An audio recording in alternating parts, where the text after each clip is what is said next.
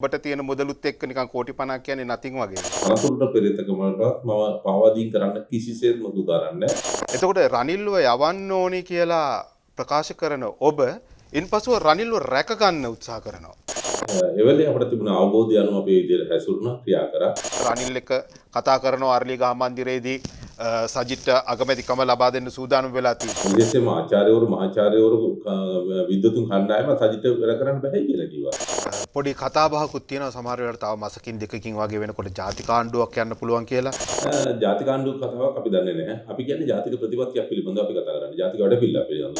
ඔබට හිතෙන්නේ නැද්ද එක්සත් ජාතික පක්ෂයට වඩා ඉදිරියෙන් මේ වෙනකොට ජනතා විමුක්ති පෙරමුණ ඉන්නවා කියලා? අපි පැය 36ක් ඇතුළත කොළඹ නගරේ දැනට උද්ඝෝෂණය සිදු කරලා පෙන්නවා. ඒ කියන්නේ ඔබ චණ්ඩියෙක්ද? ඒ කියන්නේ එවන මේවා කරලා චණ්ඩි කමින්ද මේවා කරේ? ඔව් මම එක පැත්තකින් චණ්ඩියෙක්. Talk with heart. හෘද සාක්ෂියේ තුලාව අයිබෝවන්. ඔබ අදත් මේ සුපුරුදු ලෙස එක්ව සිටින්නේ නුෂ්‍යා ලයිව් YouTube නාලිකාවේ Talk with Heart වැඩසටහනත් එක්ක. ඔබ දන්නවා හදවත සමග ඍජුවම කතා කරන වැඩසටහන තමයි Talk with Heart. අද හදවත සමග කතා කරන්නට අපිත් එක්ක එකතු වී සිටින්නේ එක්සත් ජාතික පක්ෂයේ වර්තමාන මහලේකම් තැන්පත් පාලිත රංගේ බණ්ඩාර මැතිතුමන්. අපි ඔබව ඉතාමත් ආදරයෙන් පිළිගන්නවා. අයිබෝවන් රංගේ බණ්ඩාර මහත්මයාණනි. අයිබෝවන් පියල්. ඔව්. මේ වැඩසටහනේ විශේෂත්වය තමයි හදවත සමග කතා කිරීම නැත්නම් Talk with Heart කියන්නේ එකයි. අපි අහන ප්‍රශ්නයකට යම්කිසි විදියකින් ඔබතුමාට හදවතට එකඟව උත්තර දෙන්න බෑ කියලා හිතෙනවා නම් ඔබතුමාට පුළුවන් ඒ ප්‍රශ්නේ මගහැරලා අපිට තවත් දෙයක් කතා කරන්නට. ඒ කියන්නේ අපි හැම ප්‍රශ්නයකටම ඔබේ හදවතෙන් උත්තරයක් බලාපොරොත්තු වෙනවා. ඔව්. අපි මෙතනින් පටන් ගමු ටිකක් පිටිපස්සට ගිහිල්ලා. ඔබට ලක්ෂ 50ක ඔෆර් එකක් හම්බ වෙනවා. ඔබ ඒක ප්‍රතික්ෂේප කරනවා. ඇයි ඒ? පියල් ලක්ෂ 50 නෙවෙයි කෝටි 50. ඔව් කෝටි 50. ඔව් ඔබ හිතනවාද ඒ කෝටි 50 ඔබට මදි වගේ හිතලාද ඒක අයින් කරේ නැත්නම් ඔබට තියෙන මුදලුත් එක්ක නිකන් කෝටි 50ක් කියන්නේ nothing වගේද? මුදල් වලට වඩා මට මගේ ප්‍රතිපත්තිය වටිනවා. මම දේශපාලනය ආරම්භ කරේ එක්සත් ජාතික පක්ෂය. මම දේශපාලනය අවසන් කරන්නේත් එක්සත් ජාතික පක්ෂය. මම දේශපාලන ශාස්ත්‍රයේ දැනට රැඳිලා ඉන්නෙත් මගේ පෞද්ගලික අවශ්‍යතාවය සඳහා නෙමෙයි.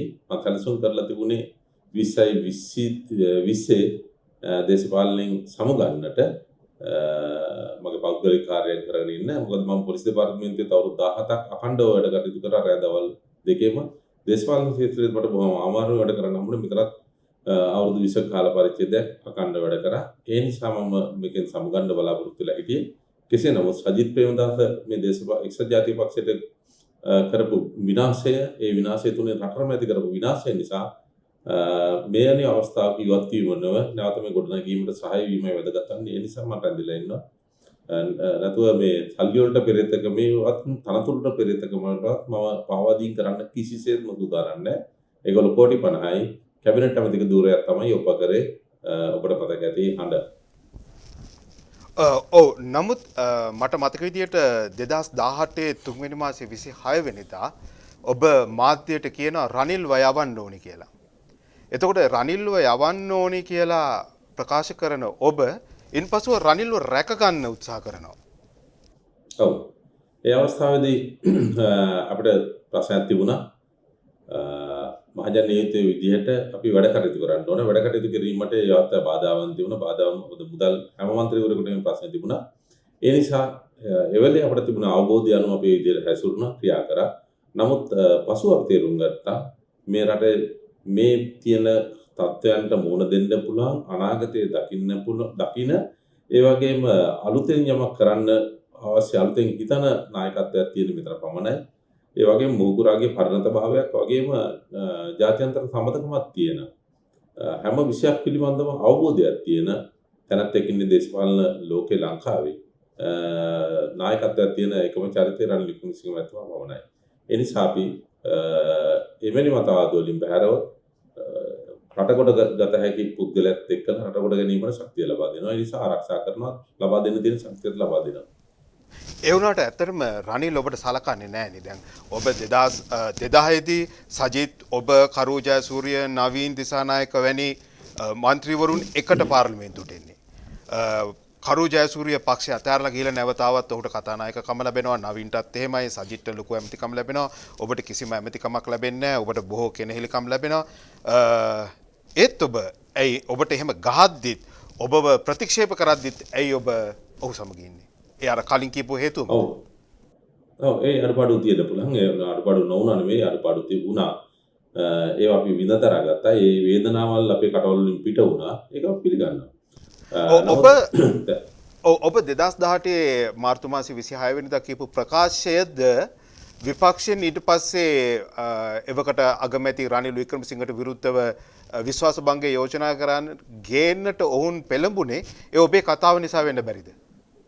වෙන්න පුළුවන්. මම විශ්වාස කරනවා. මොකද මේ පදනම් කරගෙන ඒගොල්ලෝ උත්සාහ කර අභියතෙත් වෙන්න සම්බන්ධ කරගන්න අපේ සහාය ලබා ගැනීමට. නමුත් අපි යම් වාක්සටන් තියෙනවා. වාක්සටන් තිබුණා කියලා එක ප්‍රායෝගික මේ සටන් බවට පත් කරන්න අපි සූදානම් වෙන්නේ නැහැ.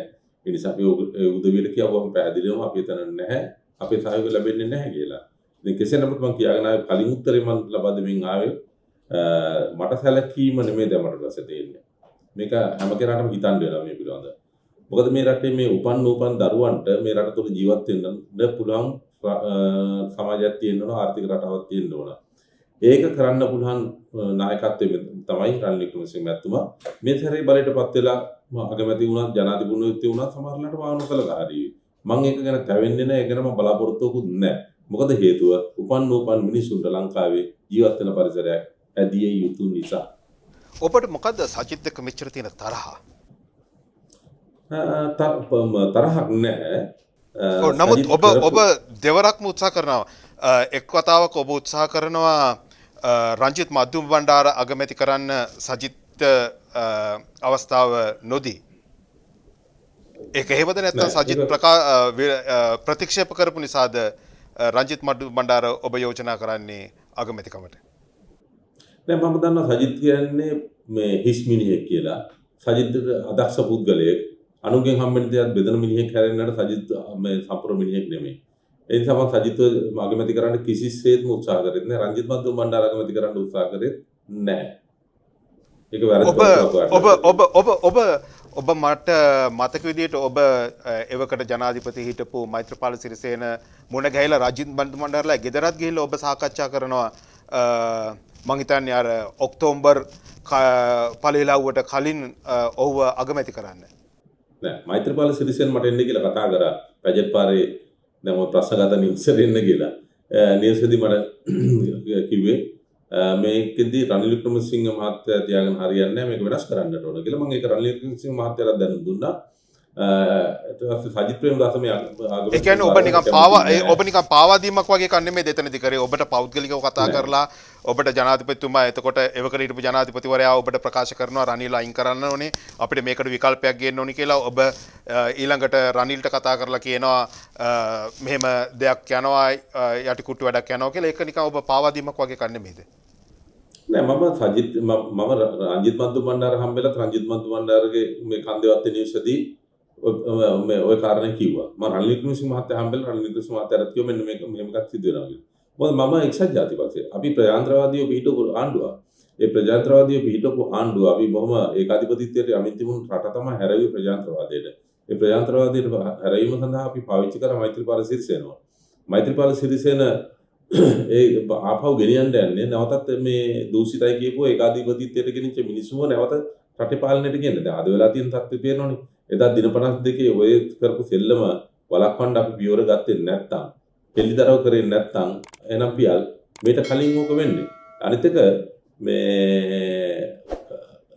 දින 52 වෙලාවේ ඒගොල්ලෝ අපි සල්ලි වලට අරගන්න හැදුවේ මොකටද? අපි තනතුරු වලට ගන්න හැදුවේ මොකටද? එහෙම සල්ලි වලට ගන්න තනතුරු වලට ගන්න විතර മന്ത്രി කියන්නේ විකින්න සමාජයේ විකින්න භාණ්ඩයක්. මේ අරකෙක් වගේ.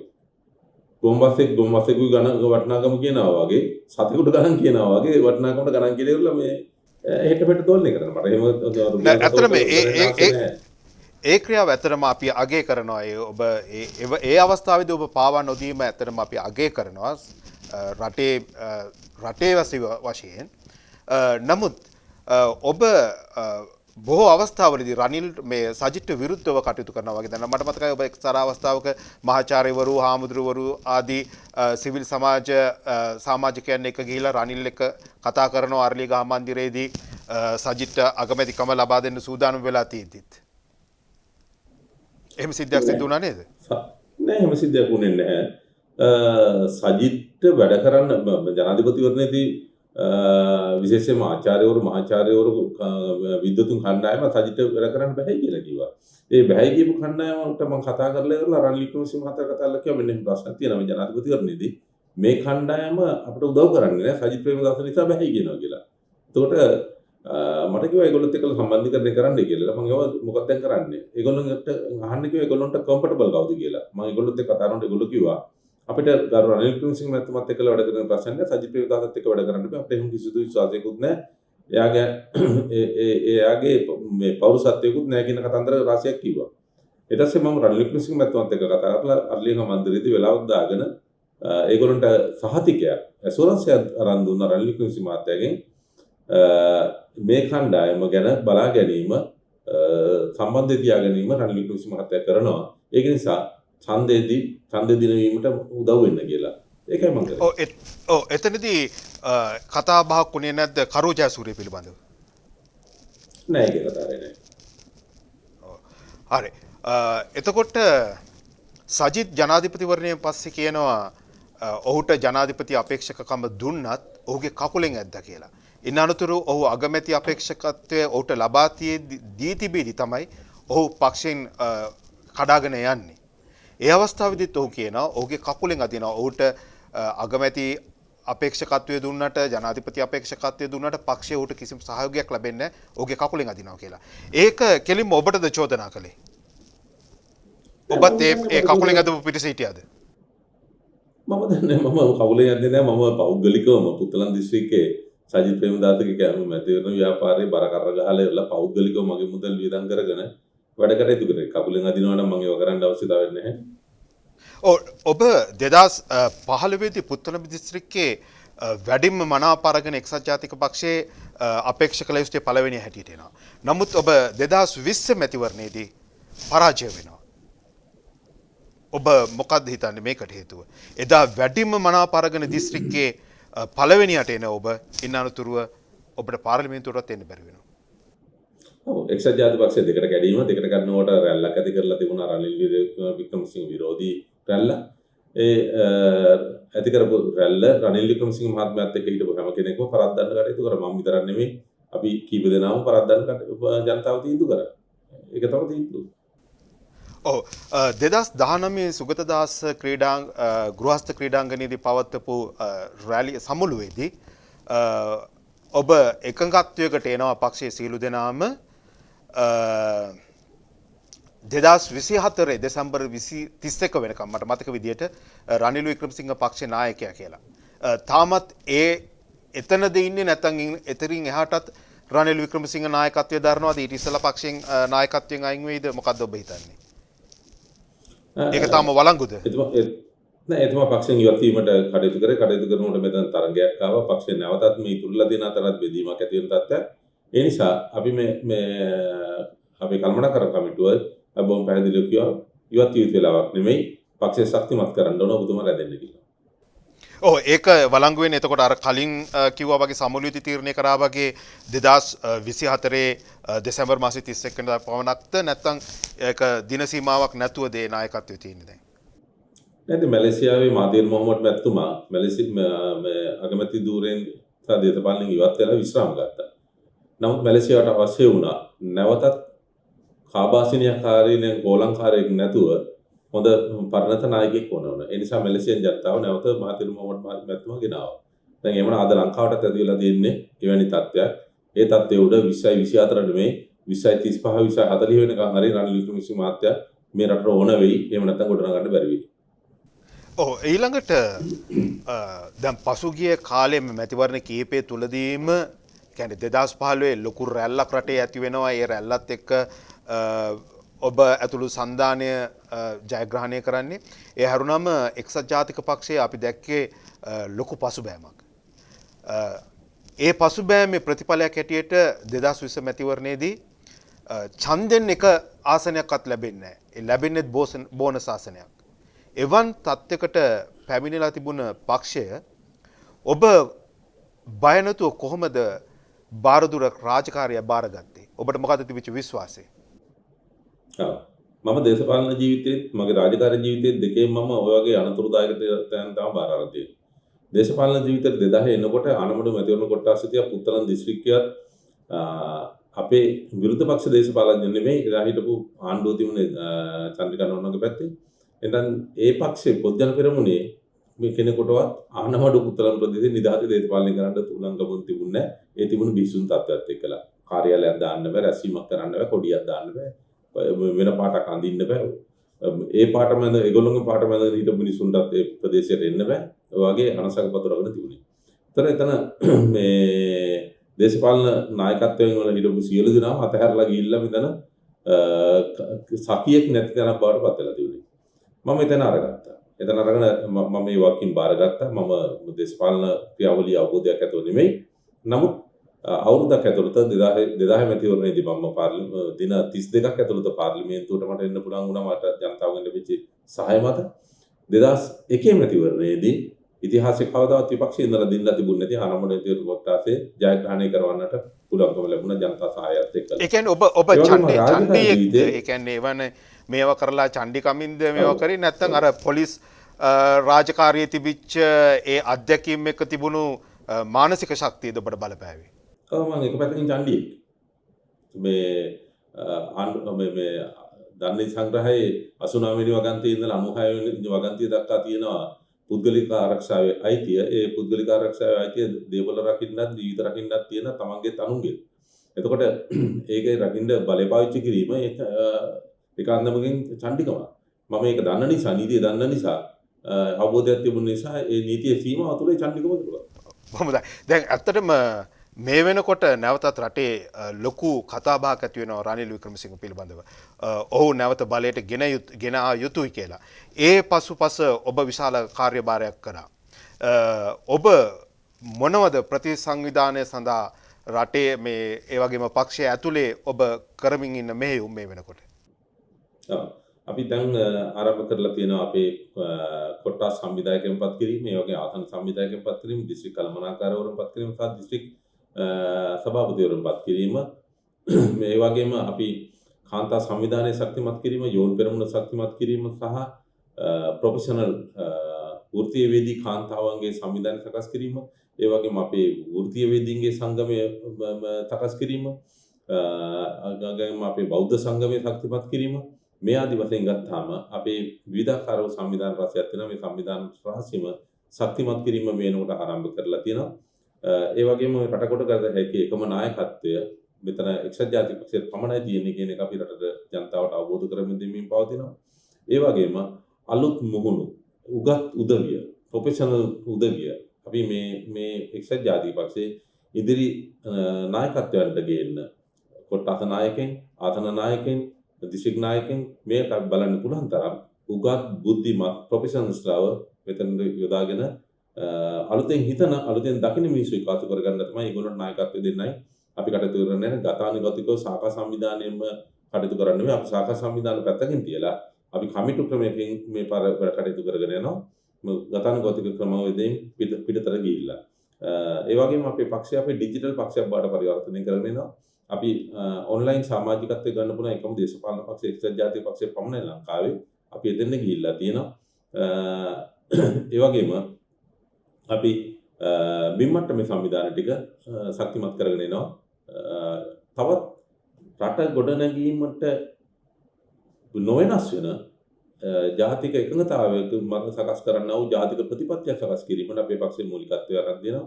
ඒ වගේම ඒක සාර්ථක කර ගැනීම සඳහා හැම කෙනෙකුට සම්බන්ධ වෙන්න පුළුවන් විදිහට ඔන්ලයින් අපි මේ ෆිසිකලි හම්බෙන්න ප්‍රායෝගිකව මුණ ගැහෙන්න නෙමෙයි මේ දින වසංගත තත්ත්වෙනුත් එක්කලා අපේ ආචාර්ය මහාචාර්යවරුන් පස් දෙනෙකුන් සමන්විත අපි කණ්ඩායමක් ඒ සඳහා යොදලා තිනවා. ආචාර්ය කරුණාසේන කුඩිතෝක මහත්මයා එතන මූලිකත්වය කරගෙන තිනවා. ඒ වගේම ප්‍රශාන්ත මහත්මයා මේ ආදී ආචාර්ය මහාචාර්යවරුන් එතන ඉන්නවා. ඒ කණ්ඩායමත් එක්කලා අපි දැන් මේකට ආරම්භ කරලා තියෙනවා මේ ප්‍රතිපත්ති කේන්ද්‍රය. අපේ යෝජනාවලිය අපි 75 සංවත්සරයේදී ඉදිරිපත් කරලා තියෙන අවුරුදු 20ක යකඩ රාමුවක් තුල ජාතික ප්‍රතිපත්තියක් ජාතික සැලැස්මක් ක්‍රියාත්මක කරන්න කියලා.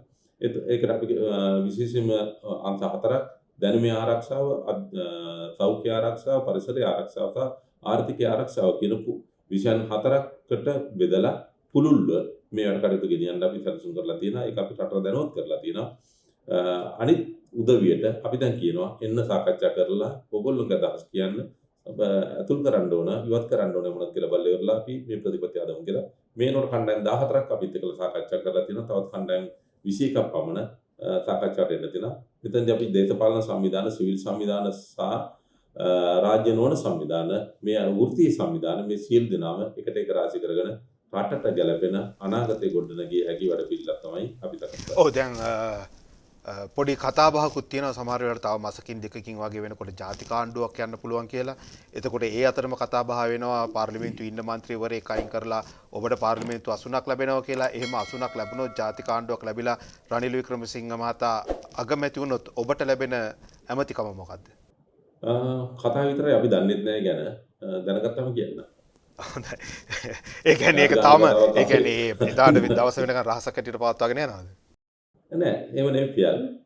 ජාතික ආණ්ඩුව කතාවක් අපි දන්නේ නැහැ. අපි කියන්නේ ජාතික ප්‍රතිපත්තියක් පිළිබඳව අපි කතා කරන්නේ. ජාතික වැඩ පිළිවෙල පිළිබඳව. අපි ජාතික ආණ්ඩුවක් පිළිබඳව කවුරුත් එක්ක කතා කරන්නේ හරි.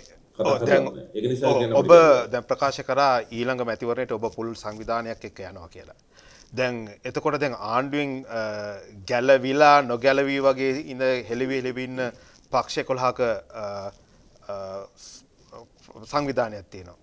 ඔබ ඔවුන් ආවොත් ඔබත් එක්ක එකතු වෙන්න ඔබ ඔවුන් එකතු කර ගන්නවද ඔබේ සංවිධානයට? ආණ්ඩුවේ කණ්ඩායම් පමණ නෙමෙයි තවත් කණ්ඩායම් ඉන්න අපින් කැඩලා ගිහිල්ලා ඉවරලා වෙනම ඉදිරිපත් වෙච්ච කට්ටිය ඉන්න. ඒක බහුතරයක් දෙනා අපිත් එක්ක කතා කරනවා. අපි දන්නා රනිල් වික්‍රමසිංහ මහතා විසිල් එක ගහපුවම අනිත් අවශ්‍ය උදවිය බල්ටි ගහනවා කියලා. ඉතින් ඒකට පෙළ ගස්සලා තියෙනවා. නායකතුමා ඕනෑලාට විසිල් එක ගහයි. ඒ අනුව අවශ්‍ය බල්ටි ගහලා මෙතන එකතු වෙලා රට ගොඩ නගන්න කැමැති උදවිය. එතකොට සජිත්තාවත් ඔබ සජිත්තුත් ගන්නවද? රට ගොඩ නගන්න කැමති නම් අපේ ජාතික ප්‍රතිපත්තියට එකඟ නම් ඒ වගේම ඔබ විමල් විරවංශට ප්‍රකාශ කරන ඔහුට කොන්දක් නැහැ කොන්ද පණ නැහැ කියලා. ඔහු ආවත් ඔබ ගන්නවද?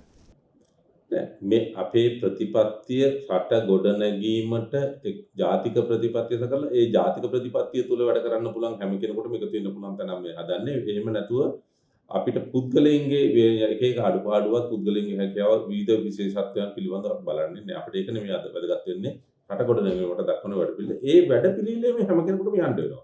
අපිට බෑ එක එක්කෙනාට එක එක මේ මති මතාන්තර වල තමන්ගේ පෞද්ගලික මති මතාන්තර යන්න බෑ. ජාතික ප්‍රතිපත්තිය සිංගප්පූරු හැදුනේ එහෙමයි, මැලේසියාව හැදුනේ එහෙමයි, චීනේ ඉන්ඩෝනේසියාව චීනේ කොට නැගුවේ එහෙමයි. එහෙනම් අපිට යන්න වෙන්නේ එවැනි ජාතික ප්‍රතිපත්තියක් තුල කවුරු මාරුණා. ඒ නිසා අපි මෙතනදී එක එක්කෙනාගේ විශේෂත්වයන් අපට අදාළ වෙන්නේ නැහැ. ඔබට හිතෙන්නේ නැද්ද දැන් මේ වෙනකොට ජනතා විමුක්ති පෙරමුණ ප්‍රමුඛ බලවේගය එක්සත් ජාතික පක්ෂයට වඩා ඉදිරියෙන් ඉන්නවා කියලා. උදාහරණයකට අවසාන පාර්ලිමේන්තු මැතිවරණයේදී ඔබට ඡන්දෙන් එකම ආසනයක්වත් ලැබෙන්නේ නැහැ. ජනතා විමුක්ති පෙරමුණට දෙකක් ලැබෙනවා. බෝනස් එකක් එක තුනක් ලැබෙනවා. මේ වෙනකොටත් රටේ ලොකු කතාබහක් මිනිසුන්ගේ කැමැත්තක් ජනතා විමුක්ති පෙරමුණට තියෙනවා. ඔබට හිතෙන්නේ නැද්ද එක්සත් ජාතික පක්ෂයට වඩා ඉදිරියෙන් මේ වෙනකොට ජනතා විමුක්ති පෙරමුණ ඉන්නවා කියලා? මහපාර පෙන්වන සංදර්ශනවලදී අපට ඉදිරියෙන් තව උදවි ඇති. අපි ප්‍රතිපත්තියක් වශයෙන් අපි තීන්දුවක් කරගත්තා කොවිඩ් වසංගත තත්ත්වයත් එක්කලා ගණනායකතුමා උපදෙස් අරගෙන අපි මහජනයා පීඩනයට පත් කරන අන්දමේ උද්ඝෝෂණ ක්‍රියාවලිය කරන්නේ නැහැ. මොකද අපි සෞඛ්‍ය ආරක්ෂා කරගත යුතුයි. ඒ වගේම අපිත් එක්ක එකතු වෙන ජනතාවත් ජීවිතේ ලබා දිය යුතුයි. ඔවුන් විනාශ කරන කර යුතුයි කියන ප්‍රතිපත්තිය අපිට යයි. ඒ නිසා අපි මේ මහජන උද්ඝෝෂණ ඔය වගේ සංදර්ශන වලට ගියේ නැහැ. නමුත් එතකොට කිව්වා එක්සත් ජාතික පක්ෂ ආකර්මණය ක්‍රියාත්මක නැහැ කියලා. ඒ කියන්නේ අපි පැය 36ක් ඇතුළත කොළඹ නගරේ දැනට උද්ඝෝෂණ සිදු කරලා පෙන්නවා. ඒ වගේම අපි කොළඹ විතරයි කියලා කෙනෙකුට කියන්න පුළුවන් නිසා අපි ගාල්ලට ගියා. ගාල්ලේ අපි අතිසාර්ථක උද්ඝෝෂණයක් කරලා පෙන්නවා. ඒ වගේම අපි පසුගිය 25 වෙනිදා ඉතාමත්ම වැදගත් විදියට කිසිදු වාහනයකට බාධාවක් නොවන විදියට මිනිස්සු පීඩනයටපත් නොකර අපි සත්‍යග්‍රහය කරලා පෙන්නවා. අපිට හැකියාව තියෙනවා අපිත් එක්කලා ජනතාව ඉන්නවා කියලා. අපෙන් ඈත් වෙච්ච උදවිය අද බහුතරයක් එකතු වෙනවා. මම මෙතන මහලේකම්වරයා විදියට 21 ජනවාරි 29 වෙනිදා වැඩබාර ගන්නකොට ඔක්කොම අලිය ලකුණේ පළාත් පාලන මන්ත්‍රීවරු 2377ක් පත් වෙලා තියෙනවා. අපිත් එක්ක අවුල් වෙලා ඉන්න පක්ෂත් එක්කලා මේ 2377න් අපිත් එක්ක හිටිය 300ක් විතර තමයි මන්ත්‍රීවරු අනිත් කණ්ඩායම 42ක් පොට්ටුවට සම්බන්ධ වෙලා තිබුණා. ඊටු දුවේ සජිත් ප්‍රේමදාසගේ ටෙලිෆෝන් එකත් එක්ක සම්බන්ධ වෙලා හිටියා. අද අපි සන්තෝෂෙන් කියන්න ඕන 1600 දක්වා අපේ පළාත් පාලන මන්ත්‍රීවරුන් සංඛ්‍යාව වර්ධනය වෙලා තියෙනවා. අද එතනින් ඉවත් වෙලා මෙතෙන් එන්න කටයුතු කරන මේ ඒ ඔබේ හැකියාවද? අපි පක්ෂය අපි කණ්ඩායම වැඩන්නේ කරන්නේ මේක රංගේ බණ්ඩාරගේ වැඩ නෙවෙයි මේ කරන්නේ එක්සත් ජාතික පක්ෂයේ වැඩ. අපි කණ්ඩායමක් ගරු නායකතුමාගේ උපදෙස් මෙහෙයුමත් එක්කලා අපි කණ්ඩායමක් විදියට එකමුතු ඒක අරමුණක් කරා සංවිධානය කරන ඒකේ ප්‍රතිඵල තමයි. මේ වෙනකොට රටේ ලොකු ආර්ථික පසුබෑමක් තිබෙනවා. ලංකාවේ ආර්ථික ඉතාමත් වේගයෙන් පහළට ඇද වැටෙමින් තියෙනවා. මේ ඇද වැටීමට යහපාලන ආණ්ඩුව කොයිතරම් දුරට වග කියන්න ඕනේ කියලා ඔබ හිතනවාද?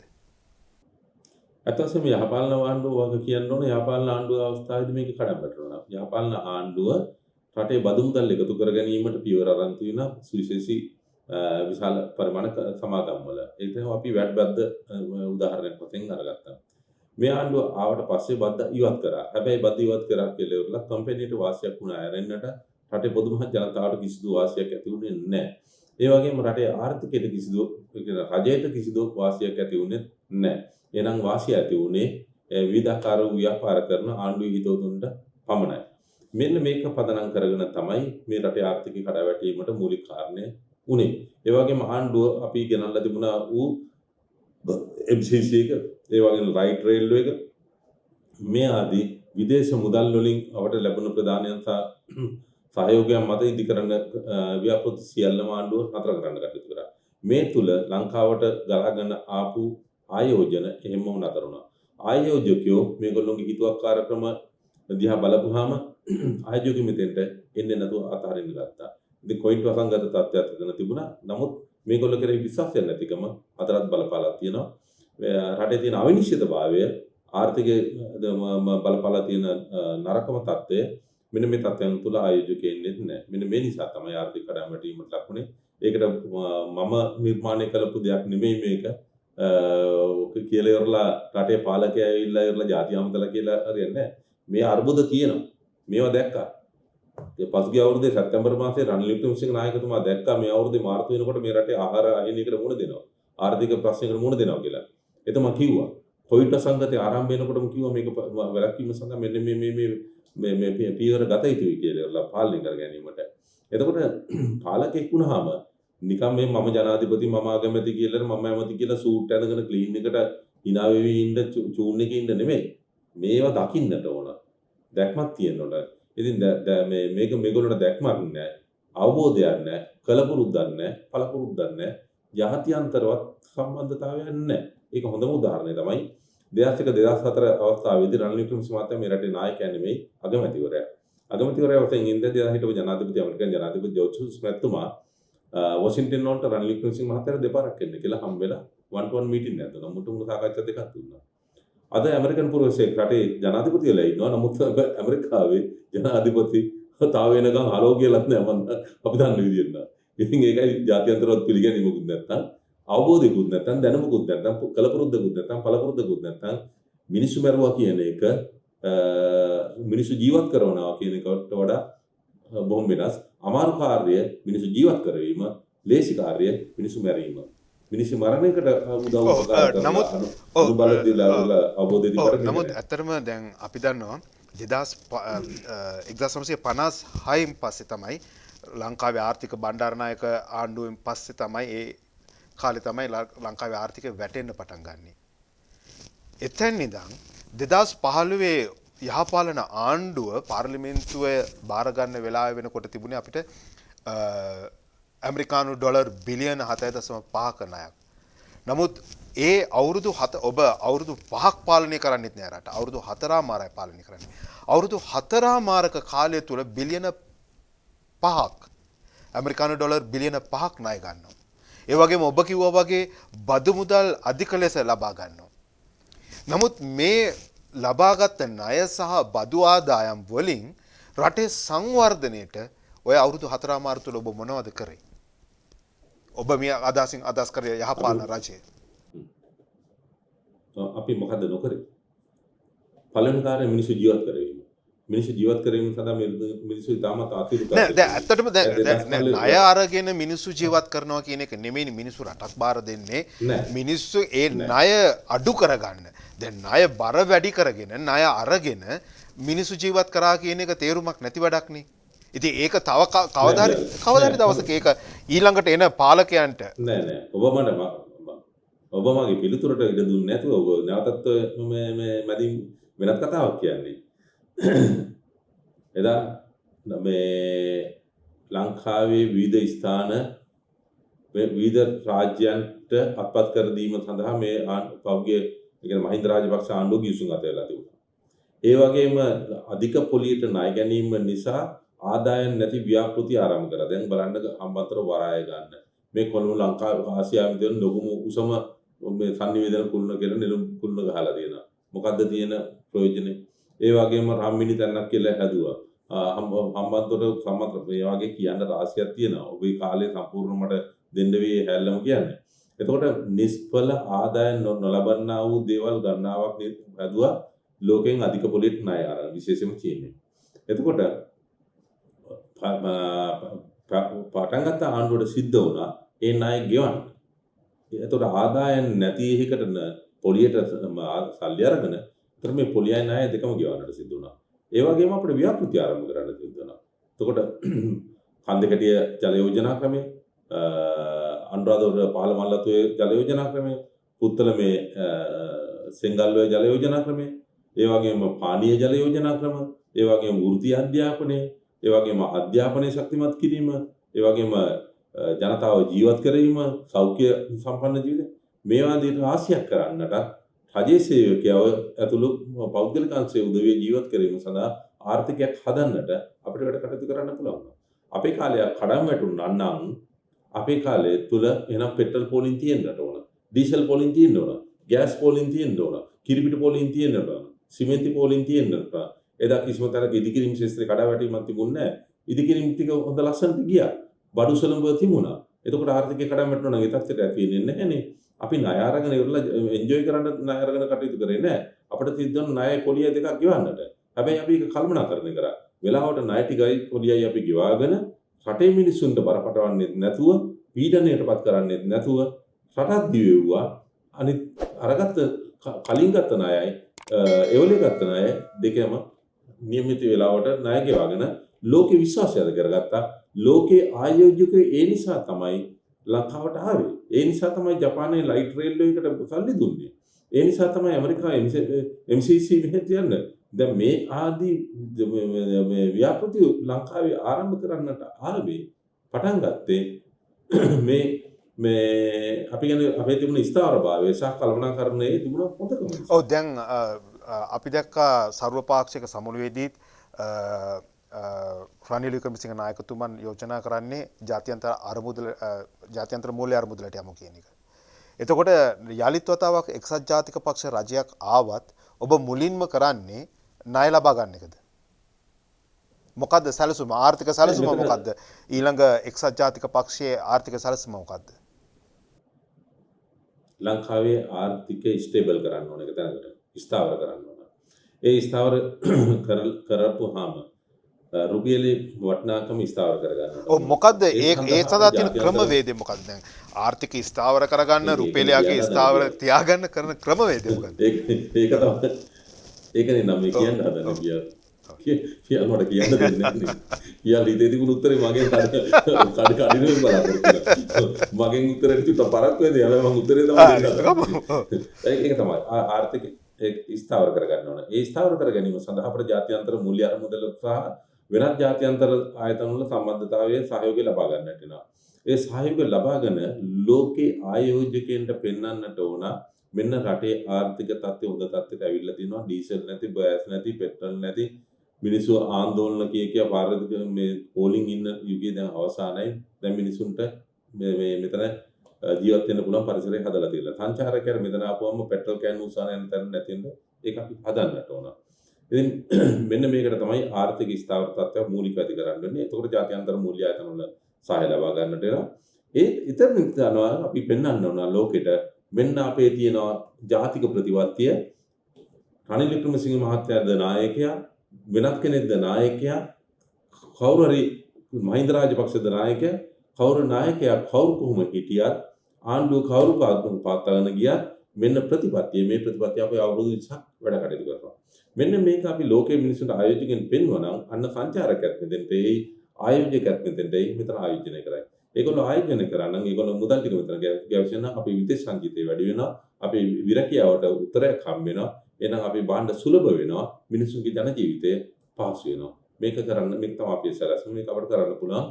මොකද අපිට මට කරන්න පුළුවන් නෙවෙයි අපිට කරන්න පුළුවන් අපිට ශක්තිමත් පුරුද්දක් තියෙන පරණත නායකයෙක් ඉන්න නිසා. සර්වපාක්ෂික සමුළුවේදී කතා බහට ලක්වෙච්ච තව කාරණාවක් තමයි ඩයස්පෝරාවේ දෙමළ ඩයස්පෝරාවෙන් මුදල් අරන් ඇවිල්ලා ඔවුන් මුදල් ලංකාව ඇතුලේ ආයෝජනය කරන එක. ඔබ හිතන්නේ මේක සුදුසු දෙයක්ද නුසුදුසු දෙයක්ද? ඒකේ මොකද්ද බලපෑම රටට වෙන්න පුළුවන්? මේක කිසිම ගැටලුවක් නැති වෙන ප්‍රශ්නයක් වෙන්නේ. මොකද LTT සංවිධානය දැන් අවසానයි. නැවත LTT සංවිධානය කියලා කොට ගන්න පහසු වෙන්නේ නැහැ. මෙන්න මේ තත්ත්වයක් එක්කලා එන තත්ත්වවාදයේ පිළිබඳව අපි මේ අනියත බියක් තබා ගැනීම නෙමෙයි අපි ආරක්ෂකන්ත අපි ශක්තිවන්තව පවත්වාගෙන යන්න ඕන. ඒ වගේම තොරතුරු බුද්ධියන්ත ශක්තිවන්තව පවත්වාගෙන යන්න ඕන. ඒ පවත්වාගෙන යන අතරේ ඩයස්පෝරා කියලා මෙතන මේ සංවිධානයකට නෙමෙයි මුදල් තියෙන්නේ. දැන් තියෙන්නේ එක් පුද්ගලයෙක් අවතල්ලි තියෙන්නේ. ඒගොල්ලන්ගේ සල්ලි ලංකාවට ගෙනල්ලා ආයෝජනය කරන්නට ඉඩ කඩ දෙන්නට ඕන. ඒගොල්ලන්ට ආයෝජනය කිරීම සඳහා ඉඩකඩ සලසලා දුන්නොත් මේට වඩා වේගින් අපිට යන්න පුළුවන් වෙයි. මේ ආර්ථික ප්‍රශ්නේ ඒ එක්තරා විදියකින් ඔවුන් උත්සාහ කර අවුරුදු 30ක් තිස්සේ ලංකාවේ භූමියේ බලය අත්පත් කරගන්න. නමුත් ඒක බැරි වෙනවා. ඉන්පසුව මේ ඔවුන් සූදානම් වෙන්නේ රටේ ආර්ථික බලය අල්ලගන්න නෙවෙයිද? එහෙම නැති අනිත් ලෝකේ රටවලත් එක්ක අල්ලන්න බෑ. නේද සිංගප්පූරුවේ කවුද ගිහිල්ලා මේ වැඩ කටයුතු කරලා තියෙන්නේ. ඉතින් ලෝකේ අනිත් රාජ්‍යවලත් කවුරු හරි ගිහිල්ලා ඉන්වෙස්ට් කරපුවාම එහෙම නම් ඒ රටේ අල්ලගත්තා කියනවා. වියට්නාමයේ ඇමරිකාවේ අතර දැවන්ත යුද්ධයක් තිබුණා අපිට. අපි පාසල් 70 දශකයේ. හැබැයි වියට්නාමයේ දැන් ඇමරිකන් කට්ටිය ගිහිල්ලා ආයෝජනය කරලා තියෙනවා. එහෙනම් වියට්නාමයේ ආපහු ඇමරිකාවෙන් ආයේ යුද්ධ කරලා ඇමරිකාව වියට්නාමයේ අල්ලගන්න ඇදුවා. අල්ලගන්න බැරි වුණා. එහෙනම් දැන් ගිහිල්ලා ආර්ථික වශයෙන් වියට්නාමයේ අල්ලගන්න තියෙන්නේ. ඉතින් ඒක නිසා ඔව් ඉතින් ඇත්තටම නව යටත් විජිතවාදය කියලා කියන්නේ අපි ඒකට නේද?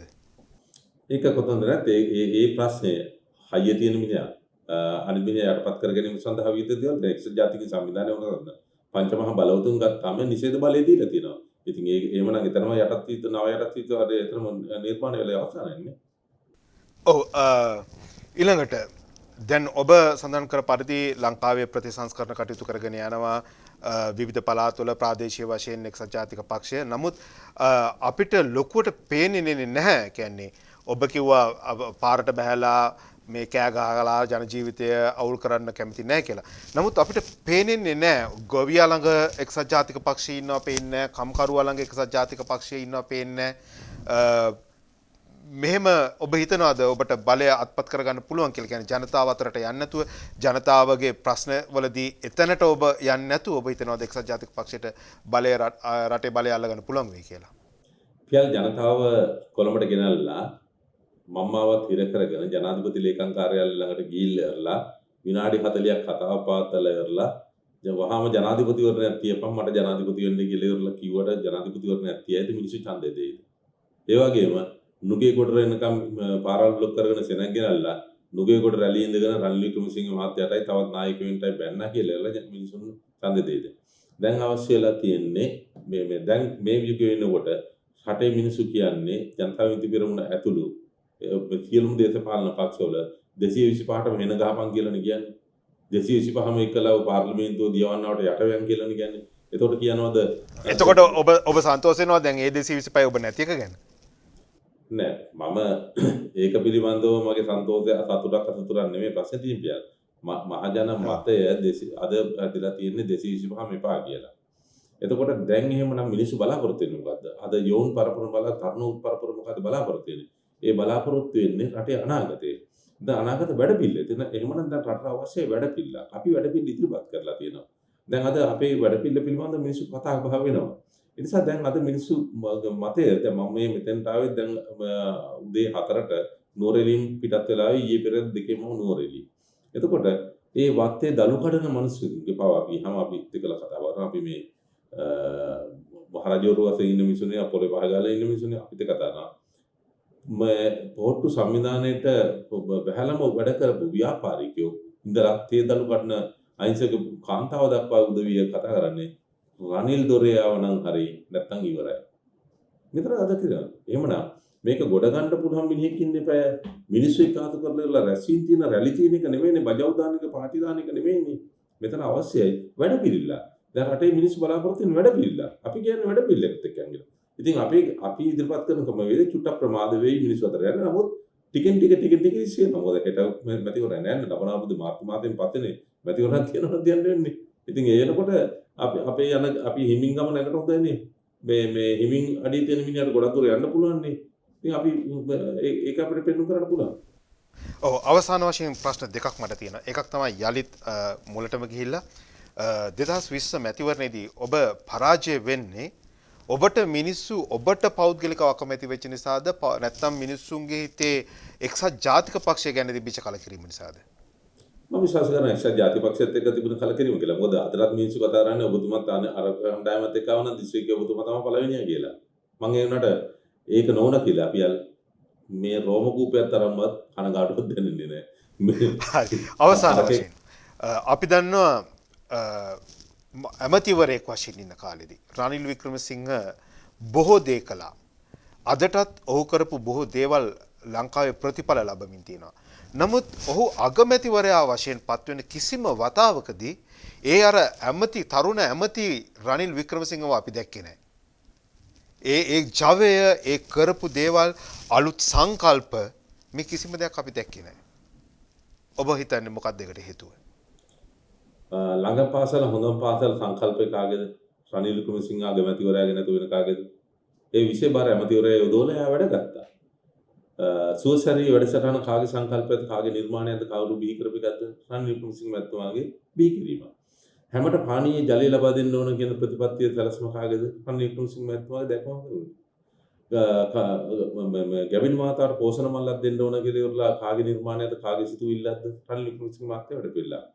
අධ්‍යාපනයේදී ටැබ් එක දීලා ඉවරලා දුරස්ත අධ්‍යාපනය ලබා දී මාර්ගස්ත අධ්‍යාපනය ලබා දිය යුතුයි කියන එක කාගේ සංකල්පයද කාගේ දැක්මද කාගේ වැඩ පිළිලාද? රනිල් වික්‍රමසිංහ මැතිතුමාගේ වැඩ පිළිලා. බෙහෙත් වල මිල 39 40කින් අඩු කළ යුතුයි කියන කාගේ සංකල්පයක්ද? රනිල් වික්‍රමසිංහ මහත්තයාගේ තංග. දරුවන් සහ දෙමව්පියන් රක්ෂණය කළ යුතුයි කියන්නේ කාගේ සංකල්පයක්ද? අධ්‍යාපන මැතිතුමාගේද? එහෙම නැත්නම් වෙන කෙනෙකුද? නෑ. මේ සංකල්පය මේ වැඩ පිළිලා සියල්ල රනිල් වික්‍රමසිංහ මහත්තයාගේ දැක්ම සහ එතුමාගේ සිතුවිල්ල එතුමාගේ තරස් මනුව තියෙන දේවල්. ඒවා එක එක විශේෂ බාර ඇමතිවරුන්ට දුන්නා මේ කරන්නයි කියලා. ඒ විශේෂ බාර ඇමතිවරයා එක කරන්න ගියා. අගමැතිවරයා කියන්නේ ගිහිල්ලා ඉවරලා මේ එකින් එකට ගිහිල්ලා මේක මගේ කියලා බදාගෙන දඟලන්න ඕනේ කෙනෙක් නෙමෙයි. එයාට අගමැතිවරයා කියන ඔහු කලමනාකාරයෙක් වෙන්න ඕන. ඔහු අනිත් අයට යොදවලා වැඩ ගන්න පුළුවන් වෙන්න ඕන. අන්න එතනයිද මේ දක්ෂකම ඒක තමයි දක්ෂකම. රනිල් වික්‍රමසිංහයන් අන්න ඒ ටික කරා හැම ඇමතිවරයෙකුටම වගකීම් දීලා විෂන් එකක් දීලා ඒ විෂන් එකට දුවවන්නට මෙහෙවන්නට ඔහු දක්ෂයි. ඒක තමයි අපි කියන්නේ කලමනාකාරයෙක් කියලා. මුදල් ඇමතිකම වෙනම් මුදල් ඇමතිට ඕන විදිහට වැඩ කරන්න තියෙන්න බෑ. නෑ. අපි ආර්ථිකය කළමනාකරණය කරන්න පුළුවන් වුණා මුදල් ඇමතිට පාලනය කරමින් ඒ විෂන් එක. ඔව් කොයිතරම් දක්ෂ කළමනාකරුවෙක් වුණත් මාකටිං දන්නේ නැතිකමද මේකට හේතුව එහෙනම්? මිනිස්සු අතරට මේවා යන්නේ නැත්තේ මාකටිං වල ප්‍රශ්නයක්ද? නෑ පියා. මෙතනලා තියෙන්නේ අපේ සිතුවිලි. දැන් ඔබ ජීවත් වෙන රටේ පාලමක් හැදුවොත් එහෙම පාලම විවෘත කරා කියලාවත් හයිවේ එකක් හැදුවා කියලා හයිවේ එක විවෘත කරා කියලාවත් ගිහිල්ලා ඉවරලා ජනාධිපතිවරයා ගිහිල්ලා පීතපටි කප ඉන්නවද? ජනාධිපතිවරයා ගිහිල්ලා ළමයි වඩා ගන්නවද? ජනාධිපතිවරයා ගිහිල්ලා මේ උම්මා දෙනවද? පොළොවේ පස් බදන කනවද? නැහනේ. පාර හැදුවා. විශේෂ බාර කට්ටිය පාර විවෘත කරලා මේ වාහන වලට යන්න ඇරියා. එච්චරන කරන්නේ. ඒ මාර්ග සමර අධිකාරිය හරි ඔය කියන මේකෙන් මේක කරනවා. දැන් මේක එහෙම නෙමෙයිනේ. බෝක්කුවක් හැදුවත් පාලමක් හැදුවත් අපි මේ ආසියාකරයේ ඇති කරපු දේ රටේ ඇති කරලා තියෙන මතය තමයි එතෙන්ට නායකයා ගෙනියන්නේ. ඒ වගේම අනිත් පැත්තෙන් ඒ හැම එකකටම නම දාන්න. ඔක්කොම මහින්ද රාජපක්ෂ ක්‍රීඩාංගණේ මහින්ද රාජපක්ෂ මේ පැනුම පාලම දියල්ල මහින්ද රාජපක්ෂ ඒ දන්න ඉස්කෝලේක ගොඩනැගිලා කරනකොට මහින්දෝදය විද්‍යාගාරය ඕවා රනිල් වික්‍රමසිංහයන් විද්‍යාපීඨ හැදුවා කියලා සෞන්දර්ය විද්‍යාපීඨ හැදුවා කියලා තරුණ සේවා සභාව හැදුවා කියලා ඉවරලා හරි මේ එකකවත් රනිල් වික්‍රමසිංහ විද්‍යාපීඨ කියලා ගැහුවේ නැහැ. හරි ජලස් හැදුවා කියලා ඉවරලා රනිල් වික්‍රමසිංහ ජලස් කියලා ගැහුවේ නැහැනේ. බෙල්ලුඩ් හැදුවා කියලා බෙල්ලුඩ් රනිල් වික්‍රමසිංහ බෙල්ලුඩ් අධ්‍යාපනයද කියලා ගැහුවේ නැහැනේ. මේක වෙලා තියෙන්නේ මාකටින් වදන්නකම නෙමෙයි වැදගත්කම. මේ අපේ රටේ මිනිස්සු ඉල්ලන්නේ මොකද? යුරෝපේ ඉල්ලන්නේ. ආසියාවේ ඉල්ලන්නේ නැහනේ. අපේ රටේ මිනිස්සු බටහිර ඉල්ලන්නේ. ඇමරිකාවේ විදිහට ජීවත් වෙන්න හොයන්නේ. ඒ පහසුකම් ඒ වැඩි ක්‍රමයක් බලාපොරොත්තු වෙන්නේ. යුරෝපයේ විදිහට ජීවත් වෙන්න ඕනකම තියෙන්නේ. හැබැයි එහෙම ජීවත් වෙන්න ඕන මිනිහා යන්නේ තාමත් ගල්යුගයට යන්නේ.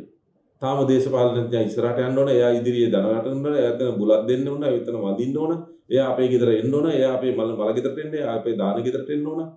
කොටහළු මගුලට එන්න ඕන. එහෙම හිතන්නේ. දැන් ඔබ ජීවත් වෙන රටේ එහෙම මේ කොටහළු මගුලට දාන ගෙදරට මල ගෙදරට දේශපාලනඥයා පැල්බැඳගෙන ගිහිල්ලා බුලත් තිරකක මිදුල කෙලක පත කෙල ඉන්නවා. එහෙම කයිවරු ගන්න දේශපාලනඥ නායකයෝව අගය කරන එවැනි මානසික මට්ටමයක් අපේ රටේ මිනිස්සුන්ට තම දෙන්නේ. මේ මනස දියුණු කරන්න. ඉතින් ඔබ හිතනවාද ඒ මානසිකත්වය වෙනස් කරන්න නැතුව 2025 මහමැතිවරණය හෝ 2024 ජනාධිපතිවරණය ජය ගන්න පුළුවන් කියලා ඔබ හිතනවාද? ඔබ එහෙනම් කල යුත්තේ මේ මානසිකත්වය වෙනස් කිරීම නේද මූලික වශයෙන්? ඒකට වැඩ පිළිවෙලක් තියෙනවද එක්සත් ජාතික වශයෙන්? අවසාන වශයෙන් මගේ අවසාන ප්‍රශ්නය හැටියට. හරියටම හරි. අපි අපේ පළාත් පාලන මන්ත්‍රීවරු සියලු දෙනාම අපේ ජාතික සේවක සංගම් ශාලාවේදී අපි මේ වෙනකොට පුහුණු වැඩතරන් කරනවා. සෑම සතියකම සෙන්සුරාදා ඉරිදා දවස් දෙකේ අපේ මන්ත්‍රීතුමන්ලා ගෙනල්ලා ඒගොල්ලෝ තමයි බිම් මට්ටමේ ඉන්නේ. ඒගොල්ලන්ට මොටිවේෂන් ප්‍රෝග්‍රෑම් දැන් මේ වෙනකොට පටන් අරගෙන තියෙන දක්ෂ දේශකයන් ගෙනල්ලා ආචාර්යවරු මහාචාර්යවරු ගෙනල්ලා අපි ඒගොල්ලන්ට අවබෝධය ලබා දෙනවා. අපි කියන්නේ ඔබ ගිහලා මේක කරන්න. ඒ වගේම අපි තරුණ සංවිධානයේ කණ්ඩායමට අපි මේ වැඩසටහන පුහුණු කරා. දැන් එළවෙන දෙවෙනිදා මේ සෙනසුරාදා ඊළඟ සතියන්තේ අපි ඉරිදා අපි මේ ජාතික සේවක සංගමේ මන්ත්‍රීවරුන්ගේ පුහුණු වැඩමුළු වෙනවා. ඒ වගේම ලක්වනිතා සහ තරුණ කට්ටියගේ වැඩමුළුවක් අපි පුත්තලමයි ආනමඩුවේ මෙතන කොටස් දෙකක පුත්තල නගර ශාලාවේ කරනවා. එතකොට මේ ආදි වශයෙන් අපි මේ අලුතෙන් හිතන්න, නිර්මාණශීලීව හිතන්න, නිර්මාණශීලීව වැඩ කරන්න කියන එක තමයි අපි හැමතිස්සෙම කියන්නේ. අපේ නායකත්වයට හැමතිස්සෙම කියන්නේ. ඒ මඟ පෙන්වීම යටතේ අපි අපේ තරුණ පරපුරටයි මේ ලක්වනිතාවන්ට අනිත් අපේ සම්විධායකවරුන්ට අපි කියන්නේ අලුතෙන් හිතන සමාජයක් ඇති කරන්න මිනිස්සුන්ට අවබෝධය ලබා දෙන්න. මල ගෙදර ගිහිල්ලා මේ මල ගෙදර ඉස්සරහා මිනිහට මැරිච්ච මිනිහට ගෞරව කරක් කියලා වැන්දා කියලා මැරිච්ච මිනිහා දන්නේ නැහැ. ඇති වෙන ප්‍රයෝජනයකුත් නැහැ. ඒකනේ මේ කලේ යුත්තේ ජීවත් වෙන මිනිස්සුන්ගේ සුභසිද්ධිය සඳහා වැඩ කටයුතු කරන ක්‍රමයක් හදන්නට ඕන. අපි යන්නේ එතෙන්ට. අපි අවබෝධය ලබා දෙමින් යන ඒක ලේසි කාර්යයක් නෙමෙයි පියන මොකද කාලාන්තරයක් තිස්සේ කිඳා බහැලා තියෙන ක්‍රමවේදයක් වෙනස් කරනවා කියන එක පහසු නෑ. හැබැයි මම ටිකක් කියන්න සතුටුයි. මේ අපි අවුරුද්දක් විතර මේ වැඩ කටයුතු පටන් අරගෙන තියෙන්නේ. 21 පටන් ගත්තා. දැන් 22 අපිට මේ සමාන 20 අන්තිමට පටන් ගත්තා. දැන් 22 අවුරුද්දයි ගත වෙලා තියෙන්නේ. මේ වෙනකොට රටේ ජනතාව එමි හිතන්නට පුරුදු වෙලා තියෙනවා, දකින්නට පුරුදු වෙලා තියෙනවා. විශේෂයෙන් සමාජ මාධ්‍ය දැකපුවම අපිට පේනවා ඒ தත්ත්වය පෙරේද රාත්‍රියේ දෙරණ රූපවාහිනියේ තිබුණ 360 වැඩසටහනට ගරු නායකතුමා සහභාගී වුණේ.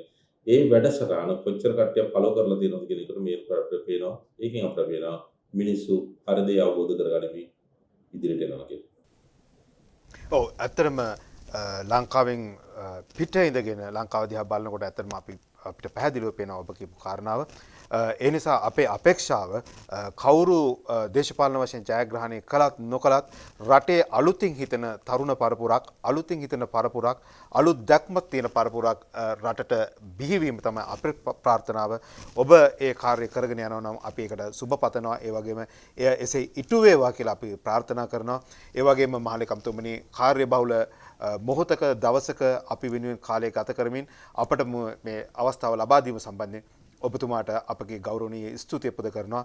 එහෙමනම් අපි යලිත් හමු යමු ඉදිරියේදීත් මෙවන් සාකච්ඡාවලදී රටේ දේශපාලනයේ සමාජ ආර්ථික තත්ත්වයන් ගැන කතා කරන්නට යලිත් ඔබට ස්තුතිවන්ත වෙමින් අපි සමුගන්නවා ඔබෙන් අයබෝවන්. කොහොමද අයබෝවන් පියා? ඔව් ඒ වගේම අපි ඔබට ආරාධනා කරනවා ඔබ තවමත් අපේ channel එක subscribe කරලා නැත්නම් අපේ වැඩසටහන් මේ පෙර කර දේ බලලා නැත්නම් ඒ වැඩසටහන් බලන්න අපිව subscribe කරන්න අපිත් එක්ක නිරතුරුව රැඳී ඉන්න ඔබට සුබ දවසක්